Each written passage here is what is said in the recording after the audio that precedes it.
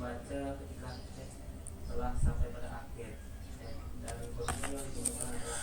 assalamualaikum warahmatullahi wabarakatuh. Sebelumnya izin memperkenalkan diri, nama saya Ahyar Nasrullah Dilian dengan NPM 2217051127 dari kelas C Prodi S1 Ilmu Komputer. Baik, di video kali ini saya akan menjelaskan dari materi minggu kedua dari mata kuliah Teori Bahasa dan Automata. Langsung saja kita ke materinya. Di materinya ada 4 topik bahasan. Yang pertama ada PSM, Finite State Machine. Yang kedua ada FSA, Finite State Automata. Yang ketiga ada DFA, Deterministic Finite Automata. Dan yang keempat ada NFA, Non-Deterministic Finite Automata. Yang pertama ada PSM atau Finite State Machine. PSM adalah sebuah model komputasi yang dapat digunakan untuk mensimulasikan urutan logika atau representasi dari urutan eksekusi dan kondisi. FSM juga dapat membantu kita di dalam merancang core mesin game, baik itu game digital maupun board game. Dapat memanfaatkan PSM ini juga. PSM juga dapat kita gunakan untuk menyederhanakan kode program AI kita, terutama untuk karakter-karakter pendukung yang bergerak secara konstan pada kondisi tertentu. Selanjutnya ada FSA atau Finite State Automata. FSA adalah suatu model matematika dari suatu sistem yang menerima input dan menghasilkan output. Contoh nyata dari FSA adalah sekumpulan tombol pada konsol video game yang terhubung ke serangkaian tindakan tertentu di dalam game. Jadi ketika pengguna menekan tombol tertentu, sistem tahu untuk mengimplementasikan tindakan yang sesuai. Selanjutnya, perlu kita ketahui juga bahwa sistem dari FSA hanya dapat mengingat state terkini karena tidak memiliki tempat penyimpanan atau memori. FSA juga pada dasarnya digunakan untuk mengenali pola, jadi dibutuhkan string simbol sebagai input dan statusnya berubah sesuai dengan input tersebut. Jadi ketika kita ditemukan simbol input yang diinginkan, maka terjadi transisi. Selanjutnya jenis-jenis FSA. Yang pertama ada jenis FSA, yang pertama ada DFA, yaitu Deterministic Finite Automata. Kemudian ada NFA, Non-Deterministic Finite Automata.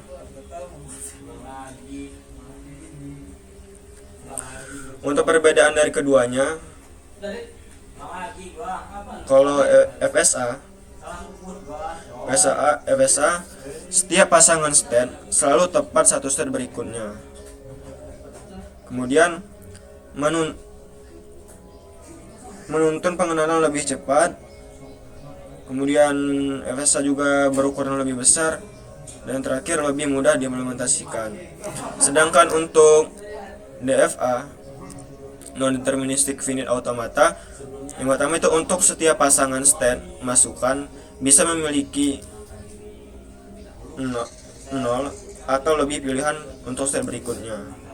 Kemudian ukurannya lebih kecil dibandingkan DFA dan juga lebih mudah membangun NFA. Selanjutnya DFA. Untuk penjelasannya itu, DFA itu untuk karakter input tertentu, mesin hanya dapat menuju satu state dan fungsi transisi dipakai pada setiap state untuk setiap simbol input. Selain itu juga, pada DFA, perpindahan state 0 tidak diperbolehkan, artinya DFA tidak dapat mengubah state tanpa karakter input sama sekali. Deterministic Finite Automata itu terdiri atas 5 tuple, yakni yang pertama ada Q untuk himpunan state atau kedudukan, yang kedua ada sigma untuk abjad himpunan simbol input atau masukan, yang ketiga ada delta untuk fungsi transisi, yang keempat ada S untuk state awal atau kedudukan awal, dan yang terakhir ada F untuk himpunan state akhir. Kemudian di sini ada contoh dari DFA, deterministic finite automata. Nah, untuk contohnya di sini, jika stepnya dimulai dari S0, kemudian diinputkan A, maka hasil dari inputan tersebut adalah S1. Dan jika stepnya S0 dihubungkan dengan diinputkan dengan B, maka hasilnya adalah S2. Kemudian jika stepnya S1 kemudian dilanjutkan dengan A, maka dia akan memutar ke dirinya sendiri. Begitu juga dengan B. Kemudian yang S2 akan berakhir di S2 jika penghubungnya adalah A.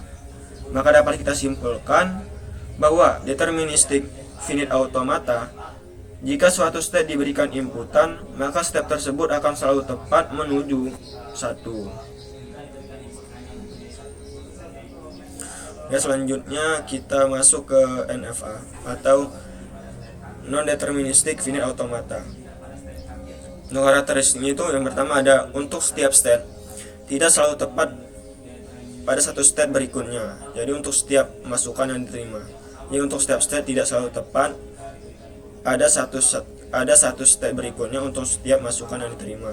Kemudian yang kedua, dari suatu state bisa terdapat 0, 1 atau lebih busur keluar masukan yang sama.